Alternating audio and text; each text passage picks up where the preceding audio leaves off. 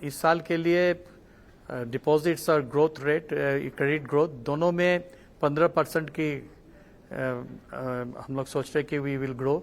और ये 15, हालांकि डिपॉजिट्स में हम क्रेडिट से ज़्यादा ग्रो करना चाहते हैं, तो there will be a margin. तो हम जरूर डिपॉजिट्स बेस पर हमारा मार्जिन कुछ अच्छा होगा for that compare to the credit growth. Credit में हम जितना ग्रो करेंगे, अगर क्रेडिट में हम 15 किए तो डिपॉजिट में 16-17% ग्रो करना चाहेंगे।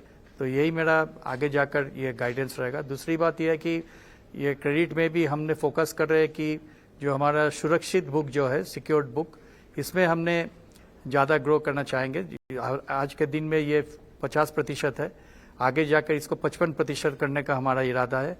और अभी जो हम जिस दिशा पर हम जा रहे हैं उसमें हमने जो दूसरे वर्टिकल्स जो बैंकिंग के हैं, हाउसिंग, रिटेल और होलसेल बैंकिंग, ये सब में भी अभी हम काफ़ी इसमें हम अभी ध्यान दे रहे हैं कि इसमें भी हमारा थोड़ा जो बुक साइज है ये बढ़े।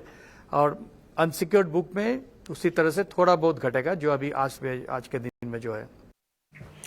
आपके नेट इंटरेस्ट मार्जिन में किसी तरह की स्टेबिलिटी उम्मीद FY26 में अगर हम देखें, क्योंकि यहाँ पर डिक्लाइन देखा गया है लास्ट क्वार्टर में, क्या रीजन इसके पीछे और कैसे इसको स्टेबलाइज कर पाएंगे? नीम्स का डिक्लाइन जो हुआ है वो दो कारण।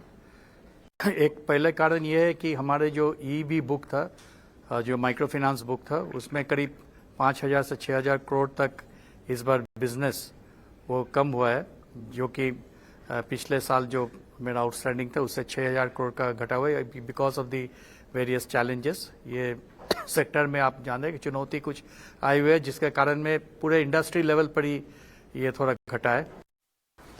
और दूसरी कारण ये है कि हमने सिक्योर्ड बुक पर ज़्यादा ध्यान दिए, तो सिक्योर्ड बुक में नीम अनसिक्योर्ड बुक से कम होता है, और ये दोनों के कारण ही नीम थोड़ा घटा है ये क्वार्टर में। आगे जाके भी हम नीम का मॉडरेशन, अर्थात ये नीम जो है वो उतना ज़्यादा नहीं बढ़ेगा फॉर द डे। अभी भी जो नीम है उसे थोड़ा बहुत घटेगा जो एनुअल ट्रेंड पर है, क्योंकि हमने सिक्योर्ड बुक्स के ऊपर ज़्यादा ध्यान दे रहे हैं।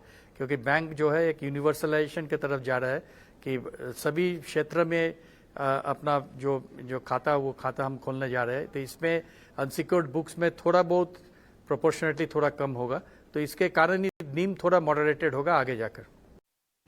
ये बताइएगा, MFI बिजनेस में पूरा जितना भी वर्स्ट कहानी है, क्या वो पूरी हो चुकी है? किसी भी तरह के ग्रीन शूट्स, परफॉर्मेंस कैसी आप देखते हैं अब? ये साल अगर हम लोग देखेंगे Q1 और Q2 में MFI बिजनेस काफ़ी अच्छा रहा। Q2 से थोड़ा चैलेंजेस सारे देश में जो दिखाया गया MFI सेगमेंट में, डिलिक्वेंसी लेवल, ओवर लिवरेजिंग, ये सब चैलेंजेस जो आया, तो इसके कारण आप जानते हैं कि सभी MFI में जितना भी है ये इंडस्ट्री में, माइक्रो फाइनेंस में जो भी है, सभी को इम्पैक्ट हुआ है। और मेरा भी Q3 से वो इम्पैक्ट हुआ शुरू हुआ है। अभी हम लोग जो देख रहे हैं कि ये जो डिलिक्वेंसी है ये थोड़ा घट रहा है, और Q1 में हम पूरा उम्मीद है कि ये जो Q4 में हुआ उससे थोड़ा इम्प्रूव्ड होगा, Q2 में और अच्छा इम्प्रूव्ड होगा, पर Q3 Q4 जाकर ये जो साइकिल है, ये साइकिल में पूरा टर्न अराउंड हो जाएगा, अर्थात ये साइकिल बहुत ही अच्छा हो जाएगा। MFI will be a good business in Q3 Q4, जहां पर हमारा स्लिपेजेस बहुत कम रहेगा, यही हम उम्मीद कर रहे हैं। फ्रेश स्लिपेजेस जो हैं वो लगभग 1750 करोड़ के आसपास रहे हैं। कुछ एरियाज जो आप आइडेंटिफाई करना चाहेंगे जहां से ये आ रहे हैं? जो स्लिपेजेस अभी अगर आप देखेंगे तो करीब 5% लोन बुक में है। इसका मेन कारण है ई बुक में जहां पर करीब 10% का स्लिपेजेस हुआ है।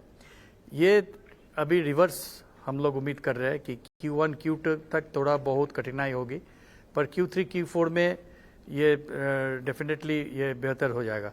तो इसे देखते हुए मैं ये कह सकता हूँ कि हम लोग इस साल में Q1 Q2 स्लिपेजेस थोड़ा बहुत घटेगा, पर Q3 Q4 जाकर स्लिपेजेस मेरे ख्याल से EEB सेगमेंट में 2 से 2.5% तक ही होगा, और ओवरऑल जो स्लिपेजेस है वो ईयर एंड में वो इस साल से काफ़ी अच्छा रहेगा, मतलब इस साल से काफ़ी कम रहेगा स्लीपेजेस, यही हमारा पूरा उम्मीद है।